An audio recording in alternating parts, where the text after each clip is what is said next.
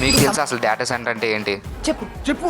ఎగ్జాంపుల్కి యూట్యూబ్ని తీసుకుంటే మనం డైలీ అప్లోడ్ చేసే వీడియోస్ అన్ని ఎక్కడో దగ్గర స్టోర్ అయితే తప్ప మనం ఎక్కడ చూడలేం. అంటే పైన కనిపించే దేశాల యొక్క డేటా సెంటర్స్లో అప్లోడ్ అయ్యి సేవ్ అవుతాయి. సో మనం అప్లోడ్ చేసే వీడియోస్ అన్ని గూగుల్ గ్లోబల్ డేటా సెంటర్స్లో అప్లోడ్ అయ్యి ఇలా యూట్యూబ్ ఒకటే కాదు, ఇన్స్టాగ్రామ్, ఫేస్బుక్, ఫ్లిప్కార్ట్, అమెజాన్ అనేవి వాటికున్న డేటా సెంటర్స్లో వీడియోస్, ఫొటోస్ స్టోర్ చేసుకుంటాయి. దీనివల్ల మనం ఏదైనా సెర్చ్ చేసిన వెంటనే ఆ డేటా సెంటర్స్ నుంచి ఆ ఇన్ఫర్మేషన్ కాపీ అయ్యి సీలో ఉన్న ఆప్టికల్ ఫైబర్స్ ద్వారా ఇన్ఫర్మేషన్ ట్రావెల్ చేసి మన వరకు చేరుతుంది. అండ్ డేటా సెంటర్స్ ని రన్ చేయాలంటే చాలా రీసోర్సెస్ కావాలి. డేటా సెంటర్స్ లో ఎక్కువ మొత్తంలో ఇన్ఫర్మేషన్ సెండ్ అండ్ రిసీవ్ అవుతుంది కాబట్టి 24/7 డేటా సెంటర్స్ రన్ అవుతూనే ఉండాలి. దీనికోసం ఎలక్ట్రిసిటీ హై రేంజ్ లో కావాల్సి వస్తుంది. డేటా సెంటర్స్ లో జనరేట్ అయ్యే హీట్ ని కూల్ డౌన్ చేయడానికి కూల్ వాటర్ సప్లై కంటిన్యూస్ గా సర్క్యులేట్ అవుతూ ఉండాలి. ఓల్డ్ సర్వర్స్ ని చేంజ్ చేస్తూ ఉంటారు కాబట్టి ఎలక్ట్రానిక్ వేస్ట్ జనరేట్ అవుతూ ఉంటుంది. ఒకవేళ డేటా సెంటర్స్ కి అందించే కరెంట్ నాన్ రెన్యూబుల్ అయితే గాల్లో CO2 పొల్యూషన్ కూడా జరుగుతుంది. ఇవన్నీ ఒక ప్లానెట్ గా మేనేజ్ చేయగలిగితే ఇంజనీర్, టెక్నీషియన్స్, వర్కర్స్ ఇలా చాలా జాబ్స్ క్రియేట్ అవుతాయి. ఇలాంటి ఇంట్రెస్టింగ్ ఫ్యాక్ట్స్ కోసం సబ్స్క్రైబ్ చేసుకోండి.